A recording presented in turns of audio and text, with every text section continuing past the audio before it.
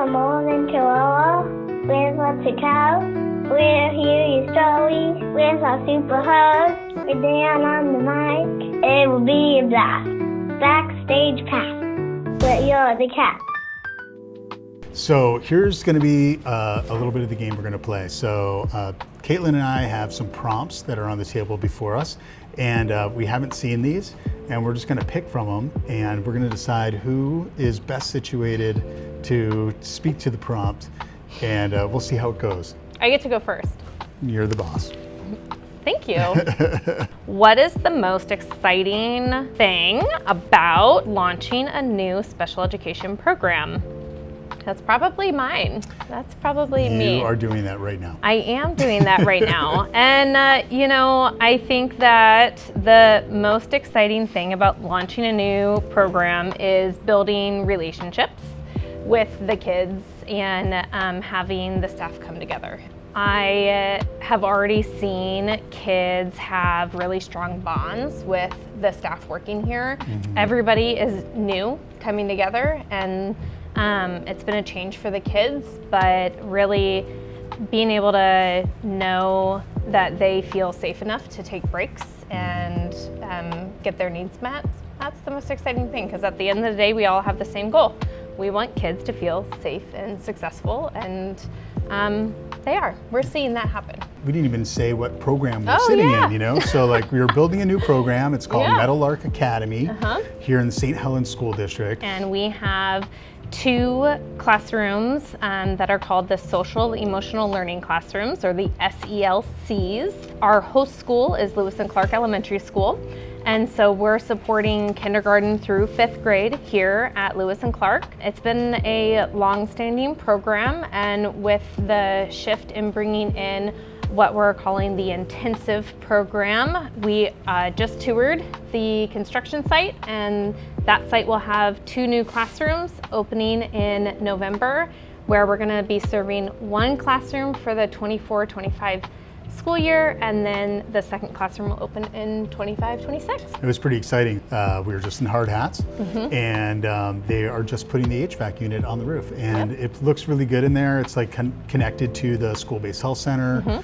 That program is a collaboration between all 5 school districts in Columbia County who are working with us towards having a regional SEL schools program for kids, because they're too far from programs that we run in Washington County. So really exciting, and Caitlan's been a big part of getting that thing going and moving.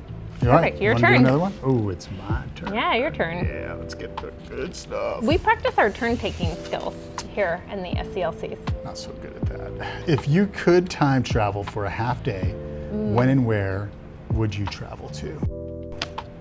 A half day anywhere. Right now I'm feeling the call to like the mountains. My youngest daughter Reese keeps sending me, she like wants to go backpacking, mountaineering. So I think if I could go for like a half day anywhere, I'd probably go to Peru, or do that kind of Inca Trail-ish. Machu Picchu. Machu Picchu. Cool. How about you? Let's see. It said go Half back in a day. time, right? If you could time travel, or just travel when and anywhere. where? Oh, so I was like anywhere. I was going Time vacation. But time traveling, I think I would want to go back in time and see the pyramids get built. Ooh. But just as like a fly in the wall. I'm not sure I would want to be like in the mix. Yeah. All right. Already answered it, so we got it. No, we already answered that one, so we'll put it over there. But I'll take the next turn. Okay, why did you choose a career in special education? You want to take this one first? Either way. I mean, we're doing the flip-flop. Sure, okay. Yeah. Why? Did it just choose you? Maybe. I mean, my high school cheerleading coach was a learning center teacher, actually at Tigard High School. Ooh. So hold on, first of all, who was the high school cheer? Because the Tiger cheer program was like known, it was like a award-winning cheer program. Who was the teacher? Leslie Van Cleek. Leslie Van Cleek. It was now an administrator for special ed in Portland Public, or? No, not, well, she wasn't, I don't know. Leslie Van Cleek is actually, she's in my phone. Is she really? Yeah. I learned a lot from her just about being able to help others, and I knew I wanted to go into education. I actually went back and worked as a paraeducator after I graduated, and she was there again helping me through my teacher's program. And at the time, I thought that I would really kind of move into being a ELL teacher and a special education teacher. We ended up supporting a student who is autistic, and that's how I ended up working with students with behavior and communication needs, mental health. I've done a little bit of everything at every level, and I think the why is because I always have been drawn to supporting people feel successc's and that's why I do it. All right, Leslie, we're sending you this video. So I'm a career special ed teacher. In my summer jobs in New York City, I worked for a program called the New York Service for the Handicapped, and they ran a sleepaway camp for kids with severe orthopedic and motor impairments. And I was a counselor in my summers, like on the Jersey Shore at this camp. And I loved it. And my mom was a teacher, but not a special ed teacher. And I just knew that was kind of that was going to be my path. And ended up being in Portland schools, opening programs like the one you're opening now, and doing all the SLCB programs in Portland Public, and taught at the Christie School. Actually, when I went to Tigard, Tualatin School District from Portland Public was the first non-special ed job that I did in education. There you go. Yeah. All right, let's make it a good one. Okay. What got us to this point? Talk about the history of social emotional behavior supports in Columbia County leading up to now. So it's a history question. Oh, well, given that this is my 10th month on the job, I think that the history question is your area to answer leading up to January. Okay, let's do some ancient history with Dan Goldman. There is a long-standing history of more rural counties actually asking for and wanting access to a rich social emotional learning school environment. And what makes it really challenging is when you get further away from the metro area, staffing gets really challenging, distances get really challenging. According to the superintendent, he says that they've been talking about doing this for as long as he's been here, and probably before, and that it just never could happen because we couldn't get the 5 districts in the ESD to understand the resource capacity for kids who need this level of service.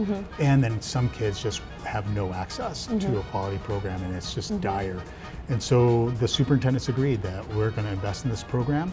We were going to use funds that come from the state through ESDs for school districts for this purpose to support this program, and everybody was going to chip in and make it happen. So St. Helens School District has graciously and willingly really want to lean in and make this a successful program here. I hope you felt that it's from the been district here. It's been really good. I started with the ESD right after Thanksgiving a year ago.